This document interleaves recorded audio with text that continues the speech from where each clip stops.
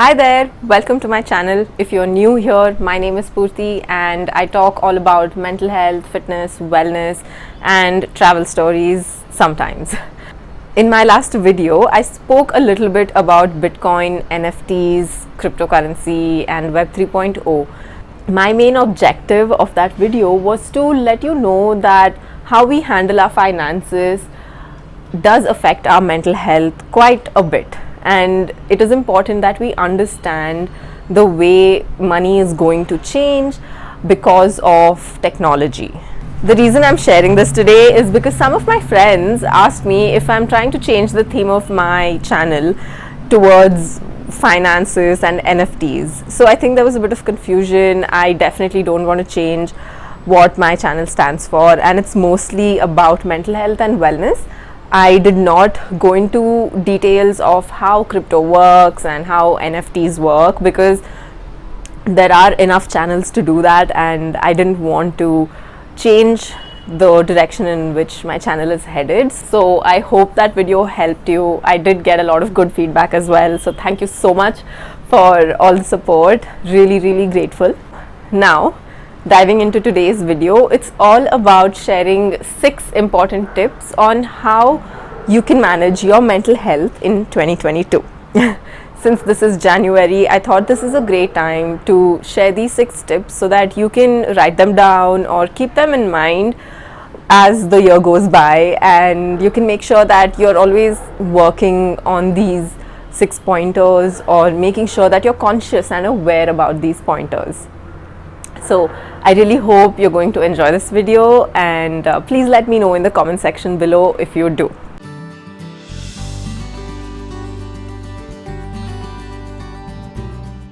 The first and most important point is to know that you're not alone. If you are feeling like life is going out of control, especially when you have kids, with schools shutting down once again, a lot of people are expressing themselves online and in the public as to how being a parent is extremely difficult in this situation. So I just want to tell you that no matter what phase of life you are in, understand that you're not alone. The situation may be unique to you, but there are definitely many people out there who are going through something similar or far worse.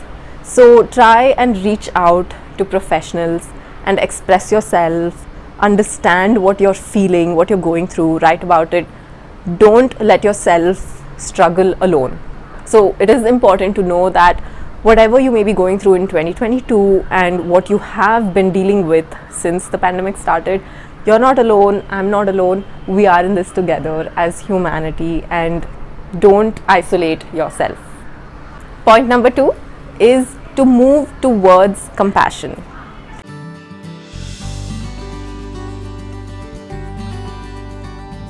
What that means is basically that if you find yourself addicted to alcohol, or if you see a friend addicted to alcohol, then change your sentence from he is addicted to alcohol to he is going through pain which is manifesting as addiction. And another example is, instead of saying I feel angry or stressed out, change that sentence to I am afraid of the unknown, which is manifesting as anger and stress. Instead of concluding that he is addicted or I am depressed or angry, when you come to terms that what I'm going through is manifesting as an addiction or as stress and anger, it immediately changes perspective. The problem is not addiction or anger, because that happens with everybody, but the underlying problem and the root cause that is leading to addiction and anger is the focus. That is what we need to try and resolve. So when we move towards compassion, healing and dealing with issues becomes a lot easier. Point number 3 is to be gentle with yourself.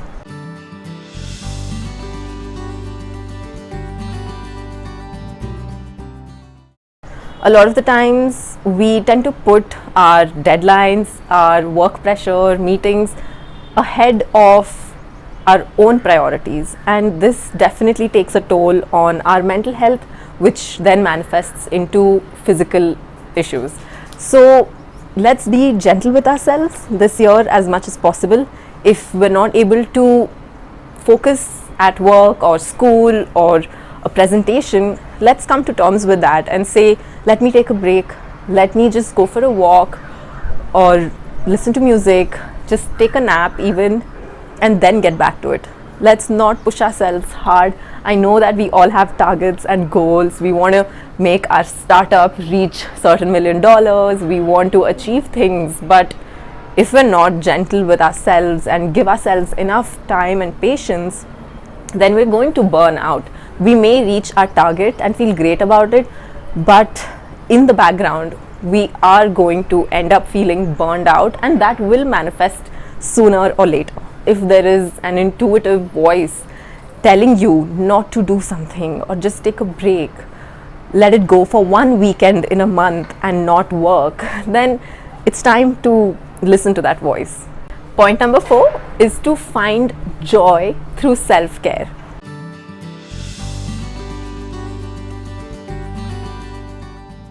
Now, self-care means different things to different people. For some of my friends, it means meditation and going for a walk. But for me, it means spending time with my dog. Don't feel guilty about these little things that really matter for your self-care.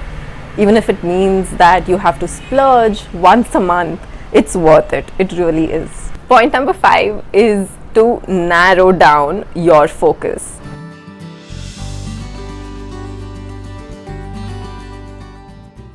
Now, everybody has a lot on their plate throughout the day. If you've got 10 things to do per day, prioritize them into 4 quadrants. Label the top row as urgent and not urgent, and label the first column as important and not important.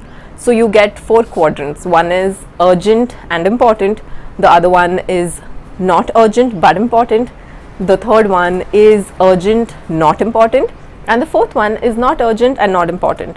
So divide your tasks into these 4 quadrants, which will help you get clarity of what needs to be done immediately and what can take a back seat. So as you narrow down your focus and put more of your concentration into one task after another, you'll end up being much more productive than you would if you put all of these into one huge basket and try to deal with them. So 2022, we all have a lot of things, especially with if you have kids or a huge family around. Make sure that you narrow down your focus. You don't have to finish all 10 things. Even if you do 5 things correctly in a day, that's a great job done. Now the last point, which is the 6th point, is find wellness in being well-rounded.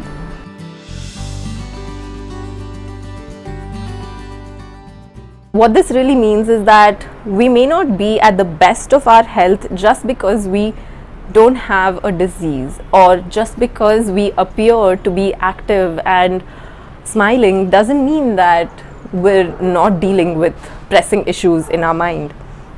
So being well-rounded means that we have to put an effort to make sure we're physically well, eating the right things, taking time to meditate, unwind, and enjoying the little things that bring us joy. Since this is the beginning of 2022, we have almost 365 days remaining to ensure that we build our strength and peace and healing from a well-rounded perspective, and not just one phase of our life, which could be our career or fitness or nutrition. Let's put in enough balanced energy into all these elements that will eventually lead to a successful 2022. Let's make sure that our health, career, finances, relationships, peace of mind, fitness, everything is well balanced. So I hope these 6 tips are going to help you and shape your 2022 in the right direction. Please do subscribe to my channel and hit the bell icon. Do give this video a big thumbs up. Don't leave without it. All of these tips are part of the list that was published on Forbes. So I'm going to leave the link to this article on Forbes website in the description box. You can check it out, and I definitely enjoyed reading the article. You should as well. This is Spurti signing off, and I'll see you in the next video. Thank you so much for watching. Have a lovely day.